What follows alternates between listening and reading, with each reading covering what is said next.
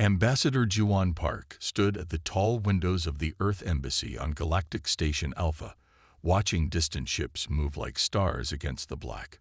For 3,000 years, humans had lived beside the many alien races of the Council. Not as equals, humans were still probationary members. But in peace.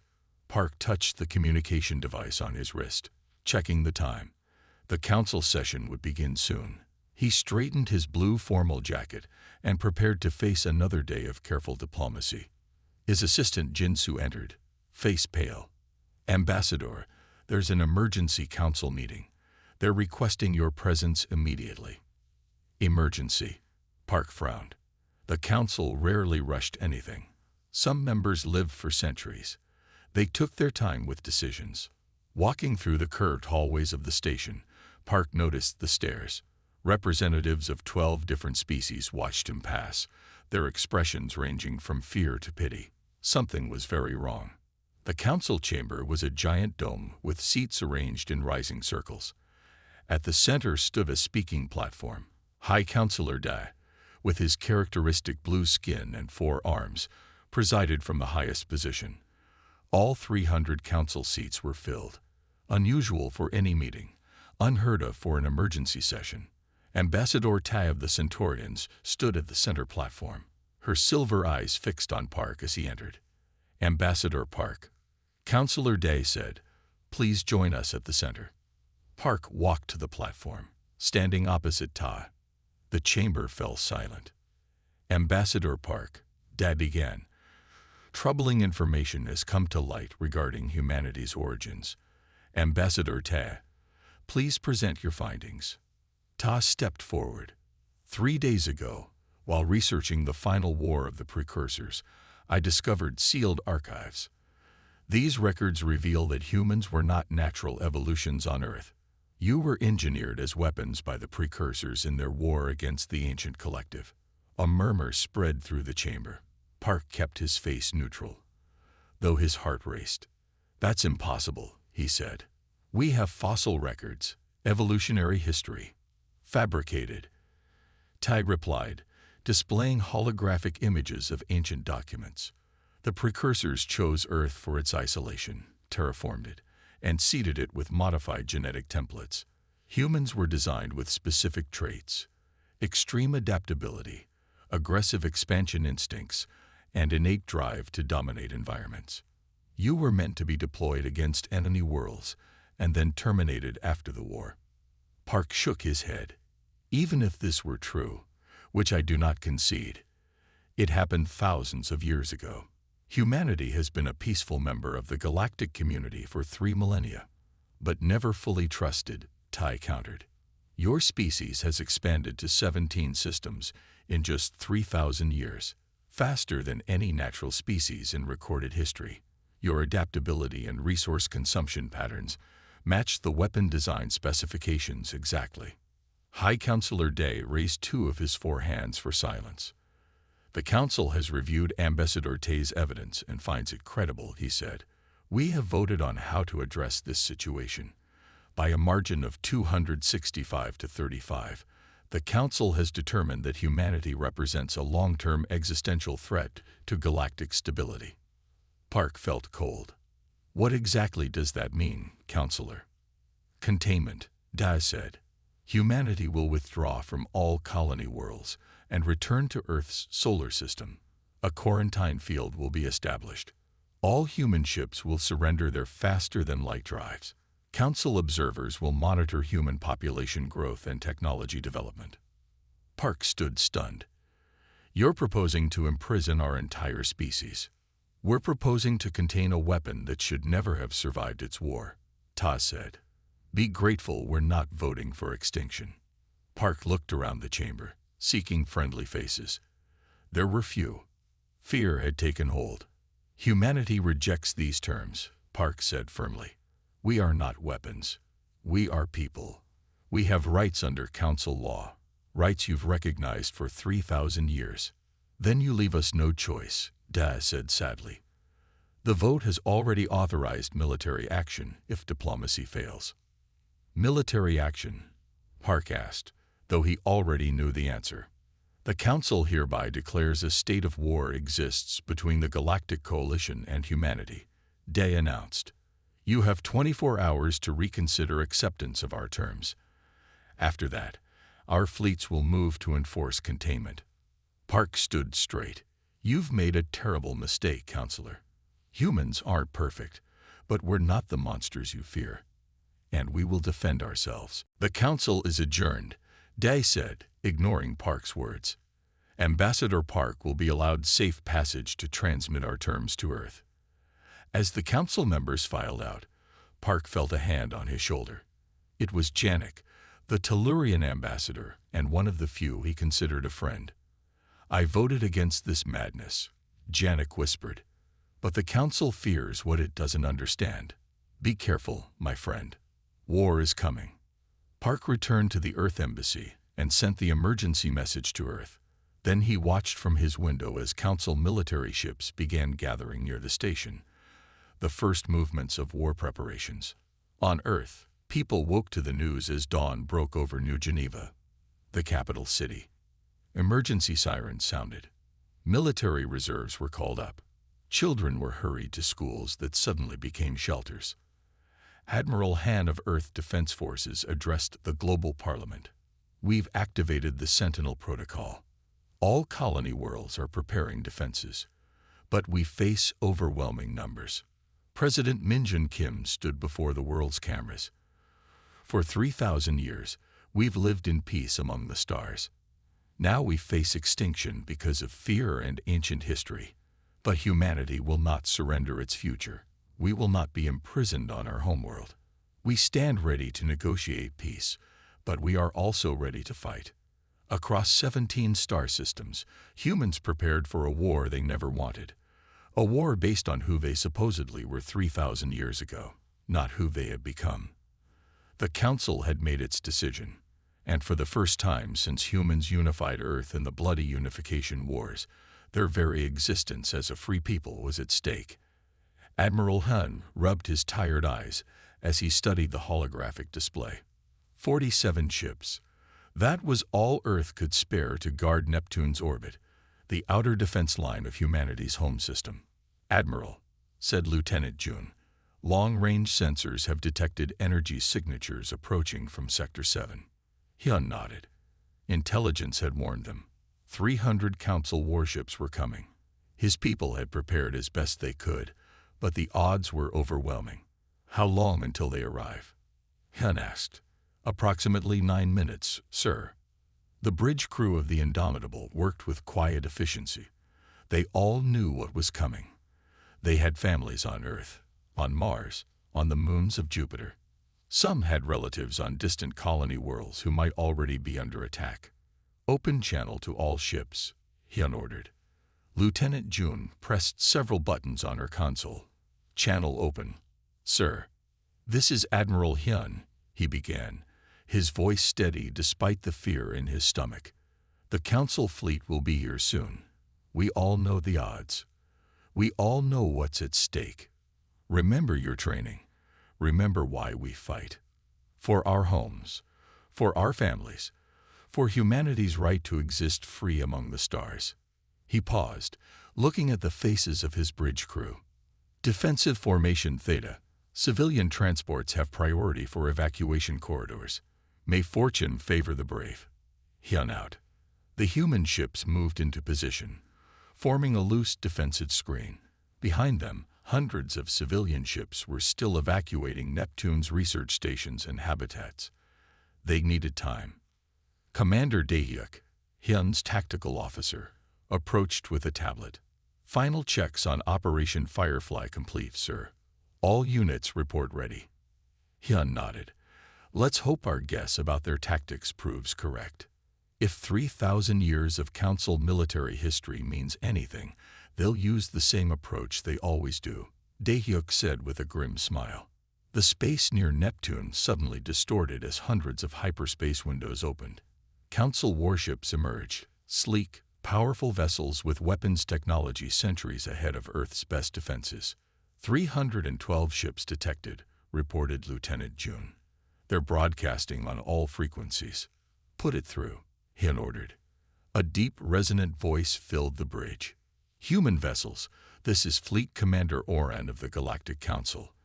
Your species has been deemed a threat to galactic stability. Surrender your vessels and withdraw to Earth. Resistance will result in your destruction." Hyun exchanged glances with his officers. No one spoke. No response. "Admiral," June asked quietly. "They don't expect one," Hyun replied. "This is formality before they attack." On the display, the Council ships began to move, arranging themselves in the crescent formation that Council tactical doctrine had favored for millennia. "They're following the standard approach," Dae-hyuk confirmed. "Just as predicted." Hyun took a deep breath. So much depended on this moment. "All ships," he said, "execute Operation Firefly." Now, the human fleet suddenly broke formation, ships scattering in what appeared to be panic or disarray. To Council observers, it would look like the humans had lost nerve at the sight of the overwhelming force. The Council fleet continued its advance, moving into the debris field that floated innocently in Neptune's orbit, wreckage from old satellites, abandoned stations, and mining equipment. Except it wasn't just debris. Detonation in 3, 2, 1. Dae-hyuk counted down. Throughout the debris field, carefully disguised antimatter mines activated simultaneously. The explosions themselves were only the beginning. The real weapon was the wave of spatial distortions that rippled outward, tearing through the precise formation of Council ships. On the display, 68 enemy vessels suddenly lost power, their systems overloaded by the distortions. "Hit them now," Hyun ordered. The human fleet regrouped with startling speed and precision, concentrating fire on the disabled Council ships. Earth vessels might have inferior technology, but they could still destroy a powerless target. "They're responding," Jun reported as the remaining Council ships broke formation. "Multiple weapons locks on our vessels." The Indomitable shuddered as energy beams struck its shields. "Shields at 70%, reported an officer. "Evasive pattern Delta," Hyun ordered. "All ships, continue targeting disabled vessels before their systems recover." What followed was 14 hours of the most brutal space combat in human history. The Council forces, initially shocked by the human trap, quickly recovered and brought their superior firepower to bear. Human ships fought with desperate courage. When shields failed, they used debris as cover. When weapons overheated, they rammed damaged Council vessels. When communications were jammed, captains acted on their own initiative, following Hyun's original battle plan. 6 hours in, the Indomitable took a direct hit to its engine section. "We've lost main power," Jun reported, her face lit only by emergency lighting. "Backup systems online, but weapons are at minimal capacity. Focus all remaining power on engines and life support," Hyun ordered.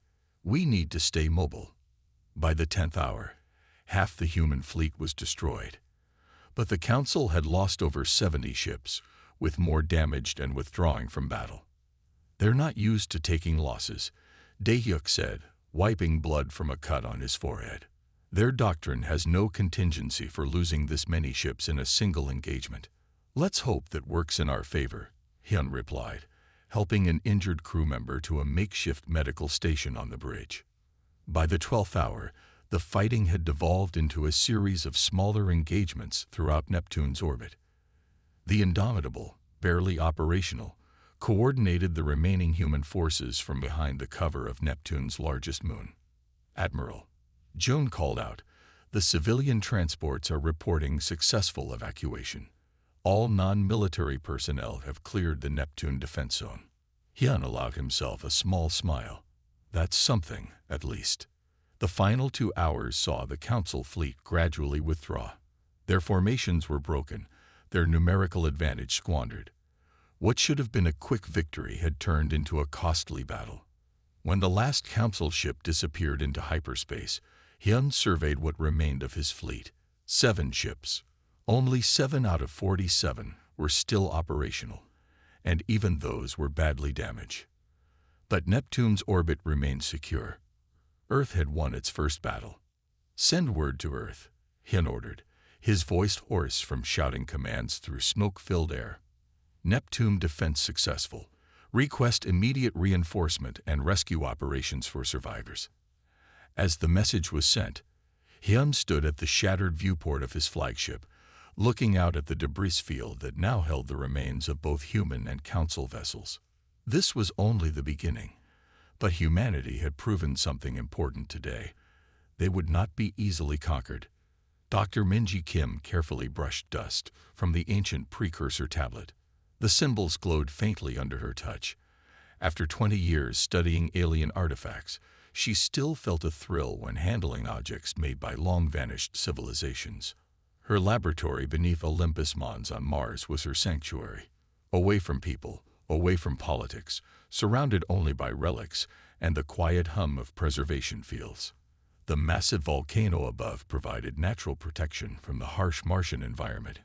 And prying eyes. A chime sounded, breaking her concentration. "Dr. Kim, you have visitors," her AI assistant announced. "Military intelligence. They have emergency clearance." Kim frowned. Nobody interrupted her work here, especially not military personnel. 2 officers in crisp Earth Defense Force uniforms entered her lab. The woman introduced herself as Colonel Ji-hai. "Dr. Kim, we need your expertise on the precursor archives," Colonel Ji-hai said. "Those archives are classified," Kim replied cautiously. "How do you know about them?" "Because we're at war," the colonel said simply. "The Council claims humans were created as bioweapons by the precursors. We need to know if that's true." Kim stared at them. War? The Galactic Council had maintained peace for thousands of years. "When did this happen?" she asked. 3 days ago. We've already fought our first battle at Neptune. Admiral Hyun managed to hold the line, but we're outnumbered and outgunned." Kim sat down heavily. "And they believe we're weapons." Ambassador Ta found records in the Council archives. Incomplete records, we think, but enough to convince the Council we're an existential threat. Kim thought of the sealed chamber behind her laboratory, the one containing artifacts from the expedition 30 years ago, the one whose contents had been kept secret from the Council. "I need to show you something," she decided. She led them through a hidden door and down a narrow corridor. At the end stood a massive vault door with multiple security scanners. "Only 5 people on Mars have access to this room," Kim explained as the scanners verified her identity. "What we found here, it wasn't something we wanted anyone to know. Not yet." The door slid open, revealing the circular chamber. At its center stood a crystalline structure that pulsed with soft blue light. "A precursor data core," Kim said. "Fully functional. We found it on an abandoned precursor outpost beyond Ta City." Colonel Ji-hai looked awed. "The history books say the precursors left nothing intact when they disappeared." "That's what everyone believed," Kim agreed, "until we found this." She approached a control panel and placed her hand on a glowing surface. The crystal structure hummed and projected a holographic display filling the room with images, symbols, and flowing text. "I spent decades deciphering their language," Kim explained. "The Council is partly right. The precursors did engineer humanity, but not as weapons. The hologram shifted to show Earth as it was millions of years ago. Then it displayed complex DNA sequences being modified, introduced to primitive life forms. The precursors were dying," Kim continued. "Some terrible war against an enemy they called the Void. They knew they wouldn't survive. So they created successors, caretakers for the galaxy they were leaving behind. The images showed planetary systems, diverse life forms, complex ecosystems. They engineered several species, but most failed. Humans were special because our planet had the right balance of challenges. Earth forced us to be adaptable, resilient. We had to become problem solvers to survive." Colonel Ji-hai watched the holographic history unfold. "So our aggressive traits were designed as protective instincts," Kim finished. "The determination to survive harsh conditions, the drive to explore and understand our environment. the ability to adapt to any challenge. These weren't meant for conquest. They were tools for preservation. The hologram showed humans standing protectively around other species, a symbolic representation of their intended purpose. The precursors saw something in early hominids, Kim explained, a balance of traits they valued. Empathy alongside determination, the capacity to care deeply about others while still having the strength to protect them. The officers exchanged glances. "This changes everything," Jai said. "If we can prove this to the council." "There's more," Kim said, adjusting the controls. The hologram shifted to show symbols that looked like warnings. The precursors were fighting something terrible, something they called the consuming darkness. They believed it would return someday. "What was it?" asked the second officer, who had remained silent until now. "I don't know exactly," Kim admitted, "but they created us to be ready when it did. Not just guardians of life, but defenders against this darkness." 3 days later, Dr. Kim stood before the United Earth Defense Council in their underground bunker in New Geneva. Military leaders, political representatives, and scientific experts filled the room. The war updates displayed on wall screens showed battles across multiple star systems. Kim had brought a portable version of the precursor archive. Now she projected its contents for Earth's leadership. "The Council believes we're weapons," she explained, showing the records Ambassador Tai had discovered. "But the fragments they found are incomplete. Deliberately incomplete." The Defense Council members leaned forward as she continued. "We weren't created as weapons," she revealed, displaying the complete genetic history. "We were created as caretakers." The room erupted in questions. Kim raised her hand for silence. "The precursors engineered us, yes, but as guardians, not destroyers. Our aggressive traits, our adaptability, our drive to expand, these were meant to protect life throughout the galaxy." The holographic displays showed the truth. Humanity's intended purpose as preservers of life when the precursors foresaw their own extinction. The precursors chose Earth specifically because of our capacity for empathy alongside our determination. Dr. Kim explained, "We need to show the Council what we were truly meant to be." President Mayan stood up. "Doctor, if what you're saying is true, why did the precursors leave misleading information in the Council archives?" "Because they didn't trust the Council," Kim answered. "The archives showed disagreements between the precursors and early Council species. They feared the Council might try to prevent them from creating successor species, so they hid their true intentions." "How can we convince the Council of this truth?" asked Defense Minister Junot. "They're already committed to war. We need to show them, not just tell them," Kim replied. "The archives contain the locations of other precursor sites with backup data cores. If we can recover those, prove our case with multiple sources. Meanwhile, millions are dying," General Soman said grimly. "The Council won't stop fighting on your word alone." "Then we need to demonstrate our true nature through our actions," Kim urged. "If we were made to preserve life, then let's do exactly that, even in war." As the meeting continued, Kim activated one final hologram, a message from the precursors themselves, translated into modern language. "To our children," it began, "we created you in hope, not fear. When darkness returns to the galaxy, stand as the guardians we could not be. Protect the flame of life with the strength we have given you, and the compassion that is uniquely your own." The Council members fell silent, hearing the voices of humanity's creators across millions of years. "This is who we are," Kim said softly. "Not weapons, but protectors. Now we need to show the galaxy the truth." General Sunwoo stood at the command center of Proxima Station, watching the holographic display of the battle. Red dots representing Council warships surrounded the blue sphere of Proxima Centauri, humanity's first colony beyond the solar system. 60 million civilians lived here, in cities beneath the surface and in orbital habitats. "They've broken through the outer defense grid," reported Colonel Min. "Sectors 3 through 7 are compromised." Sunwoo nodded grimly.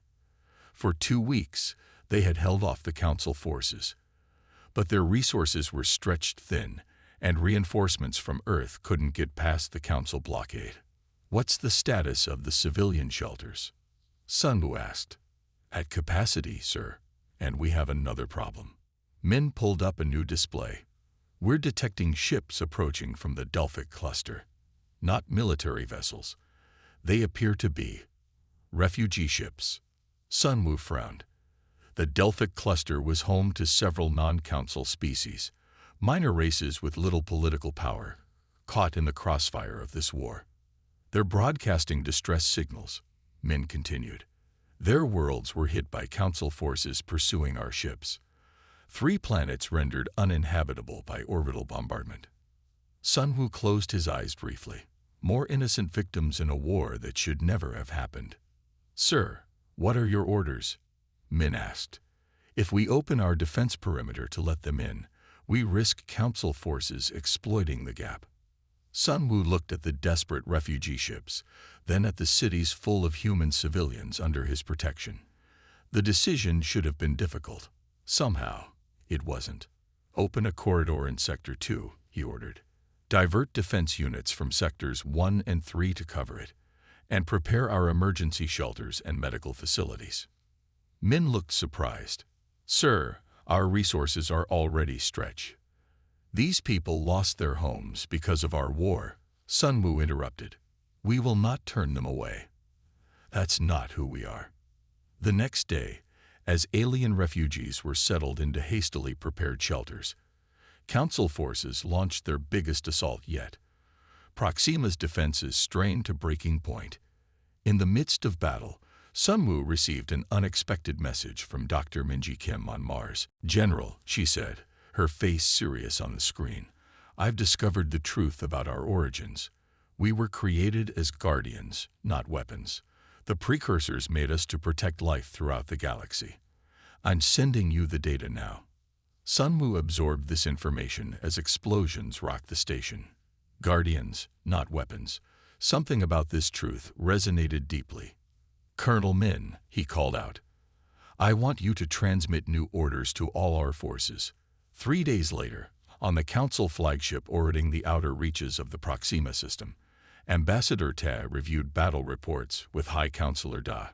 "Our forces have captured the human outpost on the 4th moon," she said, "but something strange is happening." She displayed images from the captured outpost. Instead of military supplies or weapons, the facility contained vast biodiversity preserves, thousands of plant and animal species in carefully maintained habitats. "What is this?" Dai asked, puzzled. "They appear to be preserving species from worlds affected by the war," Tai explained. "Not just Earth species. There are life forms here from 20 different planets, many from the Delphic cluster." Day studied the images with a troubled expression. "This doesn't align with the behavior pattern of a species engineered for warfare." "There's more," Ta continued, bringing up new reports. "They're sheltering refugees from the Delphic cluster, species that aren't even their allies. They're diverting their own resources to protect non-humans." Day moved to a viewport, watching distant explosions as the battle continued around Proxima Centauri. "Perhaps we've misunderstood something fundamental about them," he said quietly. "Or perhaps it's a deception," Ta suggested, though she sounded unconvinced by her own words. A communication officer interrupted them. "High Counselor, we're detecting an attack on the civilian convoy from Helios Station." Day turned sharply. "Our civilian convoy? Who's attacking?" "Mercenary vessels, sir. Likely Scavenger Guild. They're after the medical supplies." The Scavenger Guild was feared throughout the galaxy. Pirates who took advantage of war zones, preying on the vulnerable. "Dispatch defense units," Day ordered. "All our military vessels are engaged with human forces," the officer replied. "The closest ships are at least 30 minutes away." Day watched helplessly as the mercenary ships closed in on the defenseless civilian convoy. Then, unexpectedly, new ships appeared on the tactical display. Human vessels approaching the convoy. "Sir," the officer reported with surprise. They watched as 5 Earth ships moved into defensive positions around the Council's civilian transports. The mercenary vessels opened fire immediately. "The humans are taking hits," Tay observed. "Their shields are failing." Despite heavy damage, the human ships maintained their protective formation around the Council civilians. They returned fire on the mercenaries, driving them back. "They're hailing us," the communications officer said. "Put it through," Day ordered. The face of a human captain appeared on screen. Despite the smoke and sparks visible in the background of his damaged vessel, he looked calm. "Council flagship, this is Captain Jaehyun of the Earth Vessel Defender. Your civilians are safe. We've driven off the mercenaries. Request medical ships for the wounded." "Why would you protect our civilians when we're at war?" Dai asked, genuinely confused. Jaehyun's reply was simple. "We were made to protect life. All life, even yours." The transmission ended as a final explosion rocked the human ship. "Their main vessel has taken critical damage," the tactical officer reported, "but they're still maintaining position around our civilian ships." Day and Tai exchanged looks. This did not fit with anything they had expected from a species supposedly engineered for warfare. On Proxima Station, General Sunwoo received word of Captain Jaehyun's actions and his words to the Council. Those words now spread among all human forces. "We were made to protect life. All life, even yours." It became more than a statement. It became a rallying cry. Human ships throughout the Proxima system began broadcasting the same message while continuing to protect refugee vessels and even damage Council ships when possible. In refugee shelters, humans shared their supplies with alien families.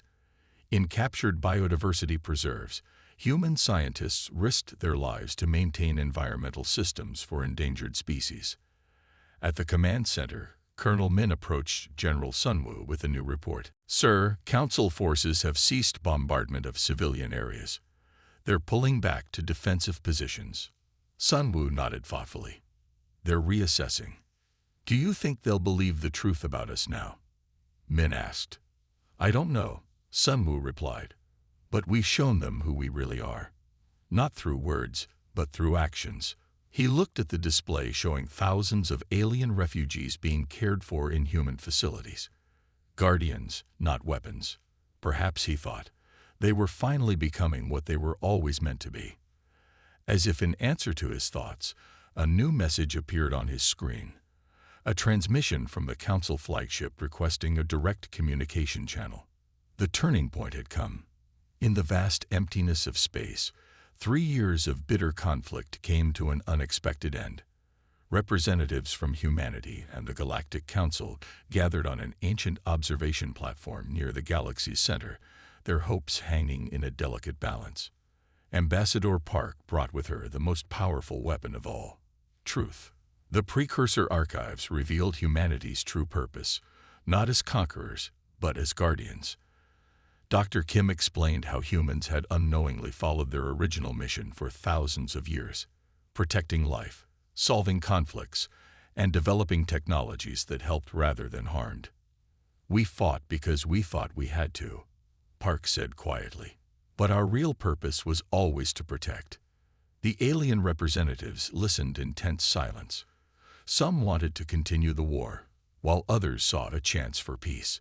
The moment of decision rested on a young diplomat named Minho, who had taken the place of the previous council member.